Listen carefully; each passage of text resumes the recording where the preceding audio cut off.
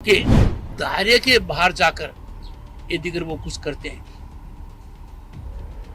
तो सिस्टम को विवश करेंगे, मुझे विवश करेंगे और मैं नहीं चाहता कि मैं विवशता में आऊं। मुझे मेरी सर्वोच्च ताकत का इस्तेमाल करने पर मजबूर मत करो। जब किसी राज्य का राज्यपाल ऐसी चेतावनी दे तो इसे हल्के में लेने वाले को बेवकूफी कहा जाएगा। ये बयान किसी और का नहीं बल्कि पश्चिम बंगाल के गवर्नर जगदीप धनखड़ का है। पिछले कई महीनों से ममता सरकार द्वारा उन्हें प्रताड़ित किया जा रहा है। चुनावों के बाद न सिर्फ राज्य में खुलेआम लोकतंत्र का गला घोटा जा रहा है बल्कि गवर्नर तक का जीना हराम कर दिया गया है। उन्हें पार्टी के नेताओं द्वारा पागल कुत्ता कहा जा रहा है। लेकिन अब जगदीप धनखड़ के सब्र का बांध शायद टूट गया है। जल्द ही वे दिल्ली आने वाले हैं और तब हो सकता है बड़ा एक्शन। TFI पर आपका स्वागत है। मैं हूं आपका होस्ट विक्रांत थर्डक और मैं आपको बताऊंगा कि आखिर कैसे अब बंगाल में ममता चुनाव जीतने के बाद भी सत्ता से हाथ धो सकती हैं, क्योंकि गवर्नर जगदीप धनखड़ अब बड़ा एक्शन लेने के मूड में है। पश्चिम बंगाल के चुनाव परिणाम आने के बाद से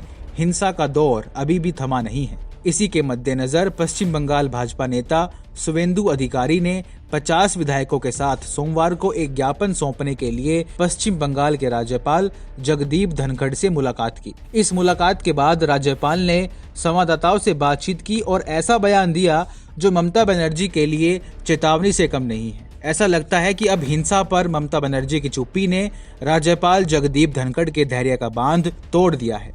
यही कारण है कि अब उन्होंने अपनी सर्वोच्च संवैधानिक ताकत के इस्तेमाल की बात कही है। भाजपा नेताओं से मुलाकात के बाद हिंसा के बारे में बात करते हुए राज्यपाल ने कहा, क्या एक भी कैबिनेट मीटिंग में एक भी शब्द इस पोस्ट पोल वायलेंस के बारे में कहा गया है?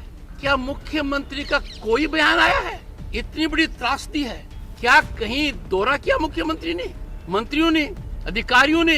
क्या वहाँ जाकर आंसू पोंछे जिसके घर में मौत हो गई है? उन्होंने कहा, फेयर कोशेंट इतनी ज्यादा है कि प्रजातंत्र आखिरी सांस ले रहा है।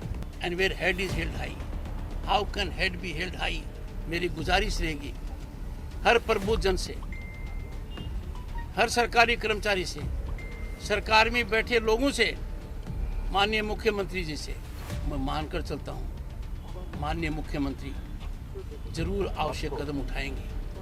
बहुत से लोग मुझसे प्रश्न पूछते हैं, बहुत से लोग पूछते हैं कि महामहिम राज्यपाल आप कब तक ट्वीट करते रहोगे,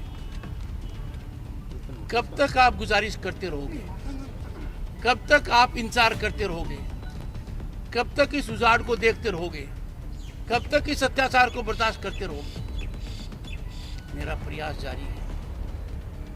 आपका राज्यपाल आपको किसी भी तरीके से निराश नहीं करेगा। उनको भारत के संविधान के तहत, रूल ऑफ लॉ के तहत राज करना चाहिए। उसके दायरे के बाहर जाकर यदि अगर वो कुछ करते हैं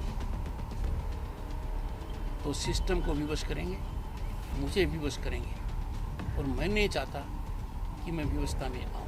इसका स्पष्ट इशारा उनकी संवैधानिक ताकत यानी राष्ट्रपति शासन लागू करने की ओर था। उन्होंने कहा, मैं वो दिन नहीं भूल सकता। 5 मई को मुख्यमंत्री ने शपथ ली।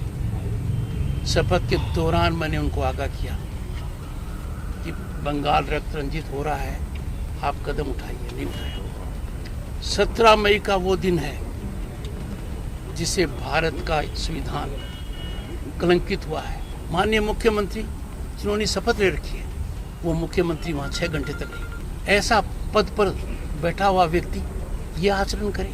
यानी वे स्वयं यह कह रहे हैं कि ममता बनर्जी की सरकार संविधान से बाहर जा रही है। यह ममता बनर्जी के लिए किसी चेतावनी से कम नहीं है। इंडिया टुडे की माने तो बीजेपी नेताओं से सोमवार को मुलाकात के बाद आज वे नई दिल्ली भी आने वाले हैं। इसका अर्थ यह हुआ कि राष्ट्रपति शासन पर भी चर्चा हो सकती है। बता दें कि पश्चिम बंगाल में चुनाव परिणाम आने के बाद TMC ने डायरेक्ट एक्शन डे की तरह हिंसा फैलाई।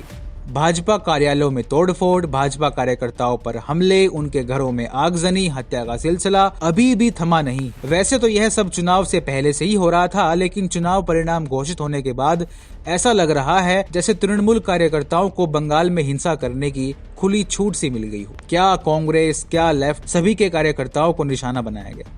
2 मई को ही अभिजीत सरकार और बंगाल भाजपा बूथ कार्यकर्ता होरोम अधिकारी की हत्या कर दी गई थी। इसके अतिरिक्त एक वीडियो में तृणमूल कार्यकर्ता महिलाओं को पीटते हुए नजर आ रहे हैं।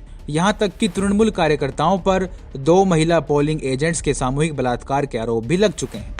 हालात इतने बिगड़ गए हैं कि भाजपा कार्यकर्ताओं और समर्थकों को पड़ोसी राज्य असम भागना पड़ा है। वहीं ममता बनर्जी की चुप्पी अब भी जारी है। उनकी पार्टी की सांसद महुआ मोइत्रा ने फेक न्यूज का सहारा लेते हुए पश्चिम बंगाल के राज्यपाल जगदीप धनखड़ को अंकल जी कहते हुए उनका भद्दा मजाक उड़ाया था। इससे पहले तृणमूल सांसद कल्याण बनर्जी ने राज्यपाल को पागल कुत्ता तक कह दिया था। यह बिगड़ती कानून और व्यवस्था की स्थिति से ध्यान हटाने के लिए रणनीति के तहत किया गया था।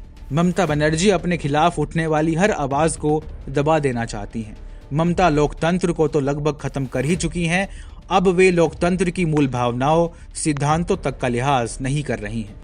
उन्हें कोई फर्क नहीं पड़ता कि उनका रवैया कितना अभद्र है।